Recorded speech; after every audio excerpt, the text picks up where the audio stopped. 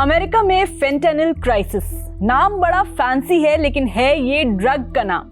तो क्या है फेंटेनिल क्राइसिस जिससे अमेरिका जूझ रहा है और इसमें चीन का क्या रोल है? कितनी खतरनाक है ये फेंटेनिल ड्रग और इसको रोकने के लिए अमेरिका क्या कर रहा है, सब आपको बताएंगे वीडियो में। मेरा नाम है हरीम और आप देख रहे हैं स्विच।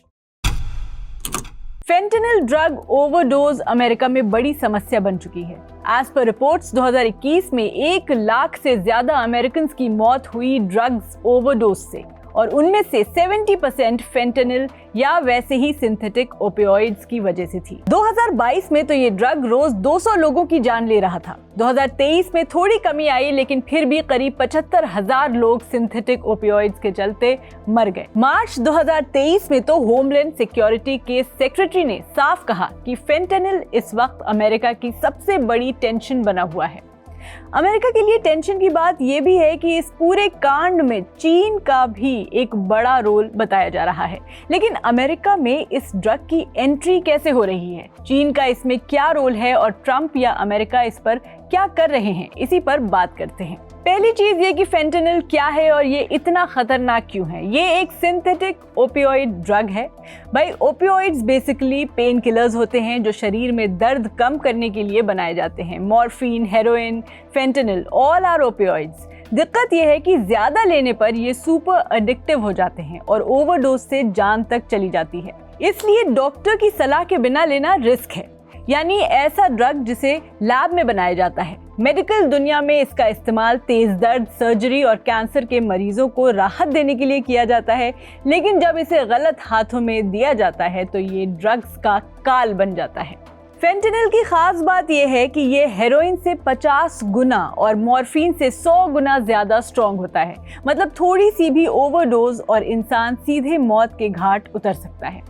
एक परेशानी वाली बात यह भी है कि ये ड्रग इतनी आसानी से मिक्स हो जाता है कि लोग इसे गलती से भी खा लेते हैं और मर जाते हैं। अमेरिका में छोटे छोटे इलाकों में बिकने वाले ड्रग्स में भी इसे मिक्स किया जाने लगा है, जिससे बिना जाने लोग इसका शिकार बन रहे हैं। अब बात करते हैं अमेरिका में इस ड्रग से जुड़े क्राइसिस की। रिपोर्ट्स के मुताबिक 2022 में 70,000 से ज्यादा लोग सिर्फ फेंटेनिल की वजह से मारे गए। फेंटेनिल अब अमेरिका में ड्रग्स से होने वाली मौतों की नंबर 1 वजह बन चुका है। हर साल इस ड्रग क्राइसिस से लड़ने में $1 ट्रिलियन से ज्यादा खर्च हो रहा है। हालांकि अमेरिका के हर बड़े शहर में ओवरडोज के केसेस बढ़ रहे हैं, लेकिन सरकार का दावा है कि इससे निपटने के लिए वो अब सख्त कदम उठा रही है। लेकिन फेंटेनिल क्राइसिस में चीन का क्या रोल है?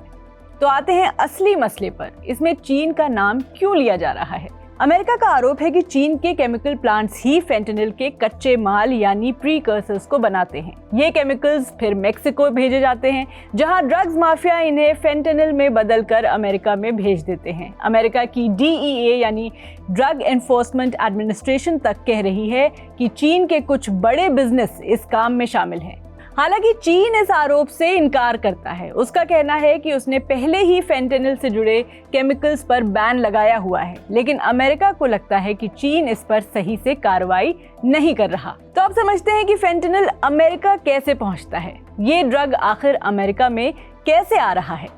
दरअसल चीन के प्लांट से कच्चा माल मेक्सिको जाता है। मेक्सिको ड्रग कार्टेल्स इसे लैब में बदलते हैं। ये ड्रग फिर छोटे छोटे पैकेट्स में अमेरिका में स्मगल किया जाता है। इसे कभी खाने के ड्रग्स में मिक्स कर दिया जाता है तो कभी पाउडर या नकली पिल्स के रूप में बेचा जाता है।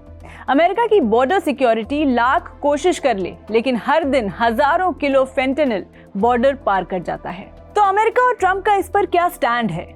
अब जब इतने लोग मर रहे हैं तो अमेरिका की सरकार और ट्रंप कर क्या रहे हैं? तो एज पर डोनाल्ड ट्रंप का प्लान ऑफ एक्शन, ट्रंप ने चीन से इंपोर्ट होने वाले सामान पर भारी टैरिफ लगाया है ताकि वो दबाव में आए। उन्होंने मेक्सिको को भी धमकी दी है कि अगर उन्होंने फेंटेनिल रोकने के लिए काम नहीं किया तो उन पर भी भारी टैक्स लगा दिया जाएगा। ट्रंप के दबाव के बाद मेक्सिको ने बॉर्डर पर 10,000 सैनिक तैनात कर दिए हैं ताकि ड्रग्स की स्मगलिंग रुक सके।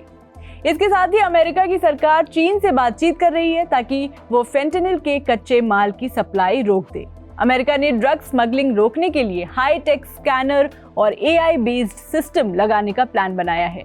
इसके अलावा अमेरिकी सरकार ड्रग एडिक्ट्स को इलाज देने के लिए नई हेल्थ पॉलिसी पर भी काम कर रही है। तो क्या ये प्रॉब्लम जल्दी सॉल्व होगी? क्या अमेरिका इस फेंटेनिल क्राइसिस को कंट्रोल कर पाएगा? समस्या इसलिए बड़ी है क्योंकि इस ड्रग की मांग बहुत ज्यादा है। अगर मेक्सिको, चीन और अमेरिका मिलकर काम करें तो इसे रोका जा सकता है, लेकिन ड्रग माफिया हमेशा नए तरीके निकालते रहते हैं, इसलिए इसे पूरी तरह खत्म करना मुश्किल है। बहरहाल, जिस तरह अमेरिका में ड्रग ओवरडोज से मौत के आंकड़े बढ़ रहे हैं, वहां फेंटेनिल क्राइसिस अब नेशनल इमरजेंसी बन चुकी है। हर दिन सैकड़ों लोग मर रहे हैं।